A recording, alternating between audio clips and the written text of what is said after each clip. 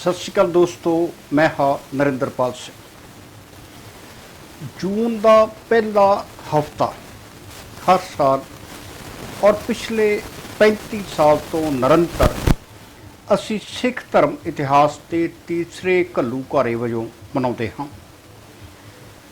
घल्लूघारा हफ्ता वजों जब भी असी जून 1984 विच श्री दरबार साहब, श्री अकाल तख्त साहब ਅਤੇ ਹੋਰ 37 ਗੁਰਧਾਮਾਂ ਉੱਪਰ ਭਾਰਤੀ ਫੌਜ ਵੱਲੋਂ ਕੀਤੇ ਹਮਲੇ ਦੀ ਸਮੀਖਿਆ ਕਰਦੇ ਹਾਂ ਤਾਂ ਅਸੀਂ ਹਰ ਵਾਰ ਸੰਸਾਰ ਦੇ ਸਾਹਮਣੇ ਆਪਣਾ ਪੱਖ ਰੱਖਦੇ ਹਾਂ ਕਿ ਕਿਸ ਤਰ੍ਹਾਂ ਇਸ ਧਰਤੀ ਦੇ ਉੱਤੇ ਏਸ਼ੀਆ ਦੇ ਇਸ ਖਿੱਤੇ ਵਿੱਚ ਇੱਕ ਸਰਬੱਤ ਦਾ ਭਲਾ ਮੰਗਣ ਵਾਲੀ ਕੌਮ ਦੇ ਨਾਲ ਦੇਸ਼ ਦੀ ਸਰਕਾਰ ਨੇ ਵਰਤਾਓ ਕੀਤਾ। ਅਸੀਂ ਆਪਣੇ ਸ਼ਹੀਦਾਂ ਨੂੰ ਜੋ ਜੂਨ 1984 ਵਿੱਚ ਇਹਨਾਂ ਅਸਥਾਨਾਂ 'ਤੇ ਸ਼ਹੀਦੀਆਂ ਪਾ ਗਏ ਉਹਨਾਂ ਨੂੰ ਯਾਦ ਕਰਦੇ ਹਾਂ।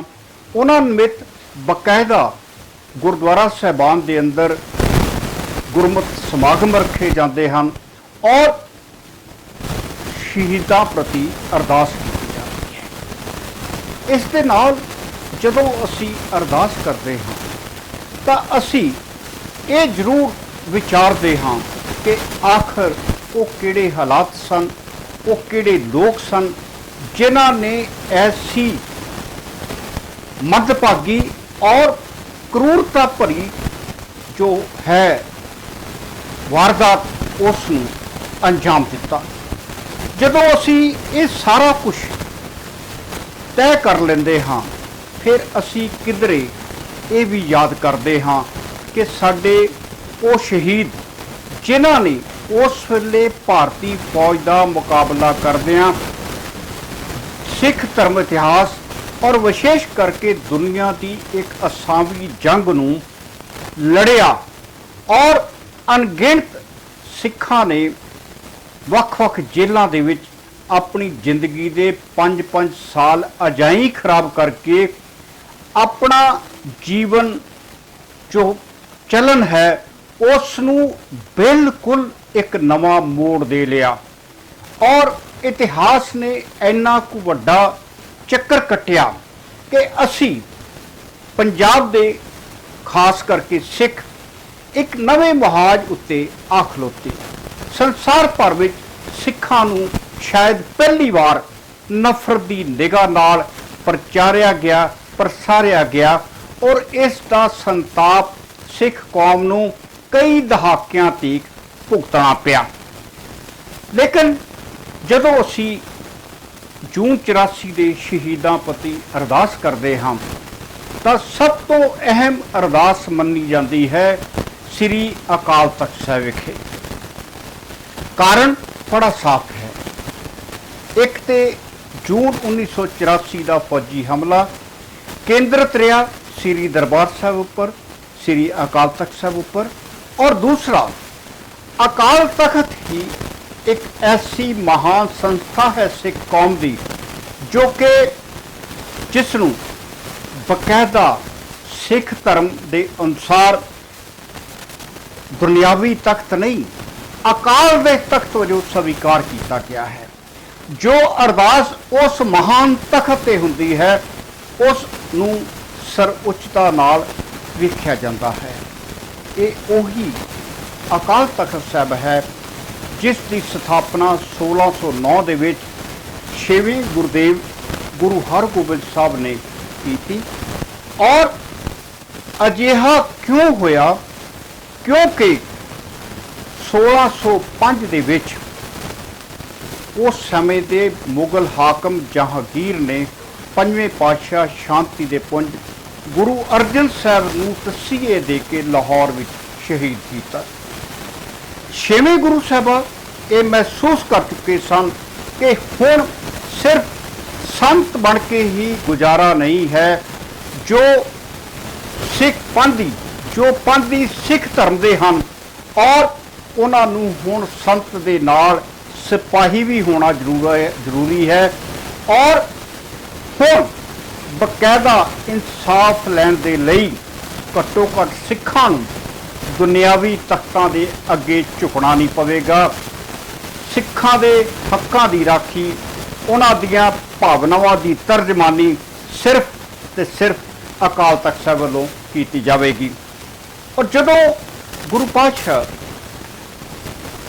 ਬਕਾਇਦਾ ਅਕਾਲ ਤਖਤ ਸਾਹਿਬ ਦਾ ਸਥਾਪਨਾ ਕਰਦੇ ਹਨ ਤਾਂ ਉਸ ਵੇਲੇ ਇੱਕ ਪਰੰਪਰਾ ਵੀ ਨਾਲ ਤੁਰਦੀ ਹੈ, ਜਿਸ ਪਰੰਪਰਾ ਨੂੰ ਅਸੀਂ ਮੰਨਦੇ ਹਾਂ ਢਾਡੀ ਪਰੰਪਰਾ। ਕਿਉਂਕਿ ਸੰਤ ਨੂੰ ਹੋਰ ਝੰਜੋੜਨ ਦੀ ਲੋੜ ਨਹੀਂ ਹੈ। ਸਿਪਾਹੀ ਅੰਦਰ ਜੋਸ਼ ਭਰਨ ਦੀ ਹਮੇਸ਼ਾ ਹੀ ਜ਼ਰੂਰਤ ਰਹਿੰਦੀ ਹੈ। ਇਹ ਢਾਡੀ ਪ੍ਰਥਾ ਹੈ ਕਿ ਸਿੱਖ ਧਰਮ ਇਤਿਹਾਸ ਨਾਲ ਜੁੜੇ ਘਟਨਾਵਾਂ ਔਰ ਸਿੱਖਾਂ ਦਾ ਔਰ ਜੋ ਜੰਗ ਦੇ ਵਿੱਚ ਜੂਝਣ ਵਾਲੇ ਸਿੱਖ ਹਨ, ਉਹਨਾਂ ਦੀਆਂ ਜੋ ਘਾਲਣਾਵਾਂ ਹਨ, ਉਹਨਾਂ ਨੂੰ ਵਾਰਾਂ ਸਹਿਤ ਗਾ ਕੇ ਇਸ ਅਸਥਾਨ ਤੋਂ ਸਿੱਖਾਂ ਨੂੰ ਹੋਰ ਜੋਸ਼ ਭਰਿਆ ਜਾ ਸਕੇ। ਔਰ ਸਾਨੂੰ ਯਾਦ ਹੋਵੇਗਾ ਕਿ ਜਦੋਂ ਪਹਿਲੀ ਵਾਰ ਗੁਰੂ ਹਰਗੋਬਿੰਦ ਪਾਤਸ਼ਾਹ ਦੇ ਸਮੇਂ ਦੋ ਢਾਡੀ ਭਾਈ ਨੱਥਾ ਜੀ ਤੇ ਭਾਈ ਅਬਦੁੱਲਾ ਜੀ ਵਾਰ ਪੇਸ਼ ਕਰਦੇ ਹਨ। ਦੋ ਤਲਵਾਰਾਂ ਬੱਧੀਆਂ, ਇੱਕ ਮੀਰੀ ਦੀ, ਇੱਕ ਪੀਰੀ ਦੀ, ਇੱਕ ਅਜ਼ਮਤ ਦੀ, ਇੱਕ ਰਾਜ ਦੀ, ਇੱਕ ਰਾਖੀ ਕਰੇ ਵਜ਼ੀਰੀ ਦੀ। ਤਾਂ ਇਹ ਵਾਰਾਂ ਗਾਉਣ ਵਾਲੇ ਭਾਈ ਨੱਥਾ ਜੀ, ਭਾਈ ਅਬਦੁੱਲਾ ਜੀ ਅੱਜ ਤੱਕ ਸਿੱਖ ਜਗਤ ਦੇ ਹਿਰਦੇ ਵਿੱਚ ਸਤਿਕਾਰਤ ਥਾਂ ਬਣਾਈ ਬੈਠੇ ਹਨ। ਹੁਣ ਗੱਲ ਇੱਥੇ ਖਤਮ ਨਹੀਂ ਹੋ ਜਾਂਦੀ। ਬੜਾ ਸਾਫ਼ ਹੈ ਕਿ ਇੱਕ ਪਾਸੇ ਸੰਤ ਹਨ, ਸਿਪਾਹੀ ਹਨ, ਔਰ ਜਦੋਂ ਸਿਪਾਹੀ ਮੈਦਾਨੇ ਜੰਗ ਵਿੱਚ ਜੂਝਦੇ ਹਨ, ਜਦੋਂ ਕੌਮੀ ਪਰਵਾਨੇ ਸ਼ਹਾਦਤਾਂ ਦੇ ਮਾਰਗ ਤੇ ਤੁਰ ਪੈਂਦੇ ਹਨ, ਤਾਂ ਉਹਨਾਂ ਦੀ ਗਾਥਾ ਕਹਿਣ ਲਈ ਕੁਝ ਲੋਕ ਅੱਗੇ ਆਉਂਦੇ ਹਨ। ਔਰ ਅਜਿਹੇ ਲੋਕ ਜਦੋਂ ਉਸ ਗਾਥਾ ਨੂੰ ਵਿਖਿਆਨ ਕਰਦੇ ਹਨ ਤਾਂ ਫਿਰ ਉਹਨਾਂ ਨੂੰ ਉਹਨਾਂ ਦੀ ਲਿਖੀ ਹੋਈ ਗਾਥਾ ਨੂੰ ਜੰਗਨਾਮੇ ਵਜੋਂ ਨਾਮ ਦਿੱਤਾ ਜਾਂਦਾ ਹੈ।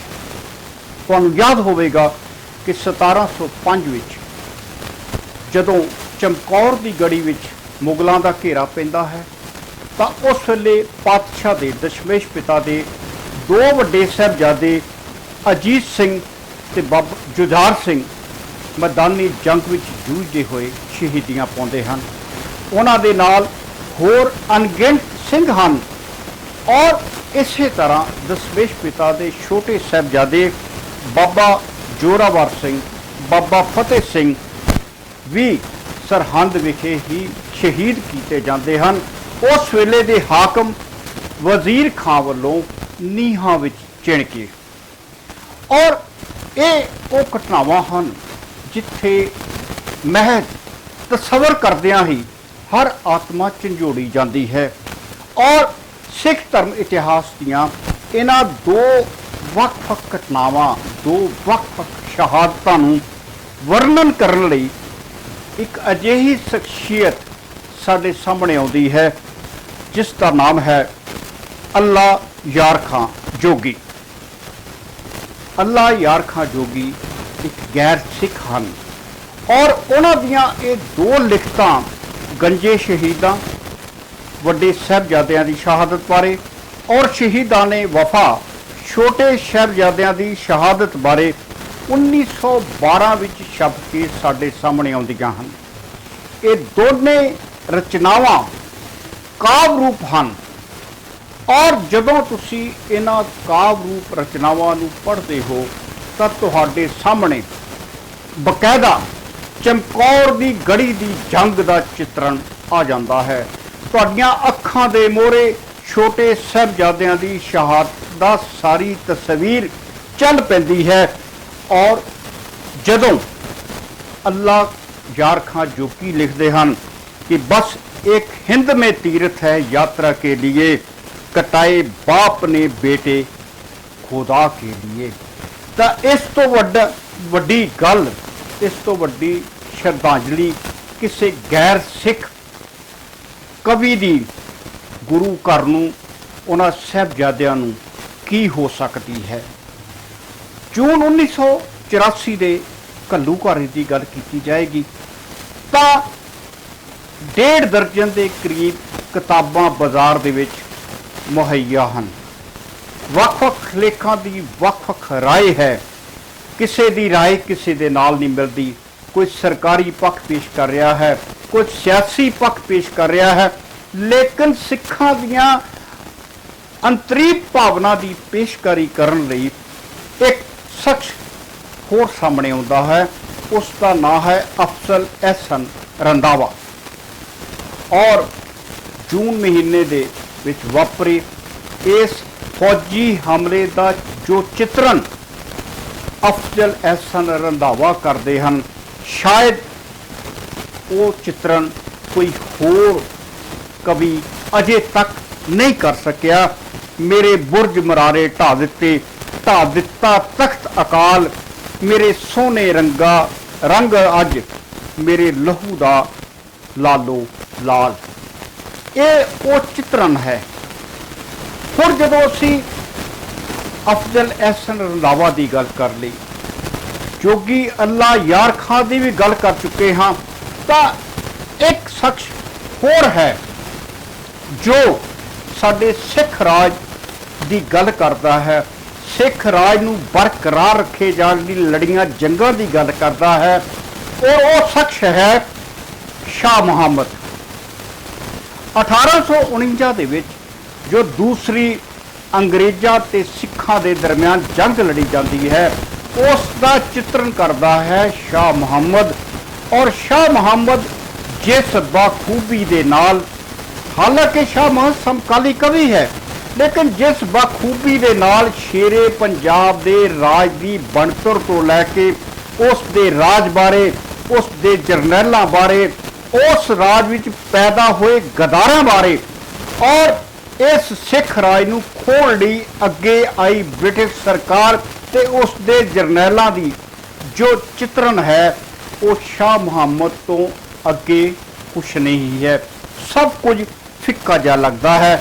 ਔਰ ਸ਼ਾਹ ਮੁਹੰਮਦ ਦਾ ਇਹ ਜੰਗਨਾਮਾ ਇੱਕ ਸ਼ਾਹਕਾਰ ਰਚਨਾ ਹੈ ਕਿ ਅੱਜ ਹੋਵੇ ਸਰਕਾਰ ਤਾਂ ਮੁੱਢ ਪਾਵੇ, ਜਿਹੜੀਆਂ ਖਾਲਸੇ ਤੇਗਾਂ ਮਾਰੀਆਂ ਨੇ। ਸ਼ਾਹ ਮੁਹੰਮਦ ਚਿੱਤਰਨ ਕਰਦਾ ਹੈ ਕਿ ਜੋ ਅੱਜ 1849 ਦੇ ਵਿੱਚ ਸਭਰਾਵਾਂ ਦੇ ਮੈਦਾਨ ਵਿੱਚ ਸਿੱਖ ਰਾਜ ਦੇ ਰਾਖਿਆਂ ਨੇ ਉਸ ਰਾਜ ਭਾਗ ਨੂੰ ਬਚਾਉਣ ਲਈ ਜੋ ਜਾਨਾਂ ਦੀ ਆਹੂਤੀ ਦਿੱਤੀ ਹੈ, ਕਾਸ਼ ਕਿਤੇ ਕੋਈ ਸ਼ੇਰੇ ਪੰਜਾਬ ਵਰਗਾ ਰਾਜਾ ਹੁੰਦਾ ਤਾਂ ਉਸ ਦਾ ਮੁੱਲ ਜ਼ਰੂਰ ਪੈਂਦਾ। ਲੇਕਿਨ ਅੱਜ ਸਾਡੇ ਸਾਹਮਣੇ ਇੱਕ ਸਵਾਲ ਇਸ ਤੋਂ ਵੀ ਸੰਗੀਨ ਹੈ, ਗੰਭੀਰ ਹੈ ਔਰ ਔਖਾ ਹੈ ਕਿ ਅਸੀਂ ਇਹਨਾਂ ਘਟਨਾਵਾਂ ਬਾਰੇ ਬਾਖੂਬੀ ਜਾਣਦੇ ਹਾਂ। ਅਸੀਂ ਆਪਣੇ ਬੱਚਿਆਂ ਨੂੰ, ਅਸੀਂ ਆਪਣੇ ਸਮਾਜ ਨੂੰ ਬਕਾਇਦਾ ਜਾਗਰੂਕ ਵੀ ਕਰਾ ਰਹੇ ਹਾਂ, ਲੇਕਿਨ ਜੇ ਕਿਤੇ ਅਸੀਂ ਖਤਾ ਖਾ ਰਹੇ ਹਾਂ ਤਾਂ ਸਾਡੇ ਪਾਸ ਅੱਜ ਨਾ ਤਾਂ ਜੋਗੀ ਅੱਲਾ ਯਾਰ ਖਾਂ, ਨਾ ਸ਼ਾਹ ਮੁਹੰਮਦ, ਨਾ ਅਫਜ਼ਲ ਅਹਿसन ਰੰਧਾਵਾ ਬਾਰੇ ਕੋਈ ਮੁਕੰਮਲ ਜਾਣਕਾਰੀ ਹੈ, ਕੋਈ ਤਰਤੀਬਵਾਰ ਜਾਣਕਾਰੀ ਹੈ ਕਿ ਅਸੀਂ ਇਹਨਾਂ ਗੈਰ ਸਿੱਖ ਲੇਖਕਾਂ ਨੂੰ, ਕਵੀਸ਼ਰਾਂ ਨੂੰ, ਸ਼ਾਇਰਾਂ ਨੂੰ ਆਪਣੀ ਸ਼ਰਧਾ ਦੇ ਫੁੱਲ ਪੂਰੀ ਤਰ੍ਹਾਂ ਭੇਟ ਕਰ ਸਕੀਏ ਕਿ ਜਿਨ੍ਹਾਂ ਨੇ ਸਾਡੇ ਇਹਨਾਂ ਜੰਗਾਂ, ਜਿਹੜੀਆਂ ਸਾਡੀ ਹੋਂਦ ਬਰਕਰਾਰ ਰੱਖਣ ਲਈ ਜੰਗਾਂ ਨੇ, ਜੋ ਸਾਡੇ ਸਿੱਖੀ ਦੇ ਕਿਰਦਾਰ ਤੇ ਕਿਰਦਾਰ ਨੂੰ ਬੁਲੰਦ ਕਰਦੀਆਂ ਨੇ, ਔਰ ਅਸੀਂ ਇਹਨਾਂ ਸ਼ਾਇਰਾਂ ਵਾਸਤੇ, ਇਹਨਾਂ ਲੇਖਕਾਂ ਬਾਰੇ, ਇਹਨਾਂ ਅਦੀਬਾਂ ਬਾਰੇ ਕੋਈ ਬਹੁਤੀ ਜਾਣਕਾਰੀ ਇਕੱਤਰ ਨਹੀਂ ਕਰ ਸਕੇ। ਆਖਰ ਅਸੀਂ ਇਹ ਆਪਣੀ ਭੁੱਲ ਕਦੋਂ ਸੁਧਾਰਾਂਗੇ? ਇਹ ਸਵਾਲ ਸਭ ਤੋਂ ਅਹਿਮ ਹੈ। ਤੁਹਾਡਾ ਬਹੁਤ ਬਹੁਤ ਧੰਨਵਾਦ।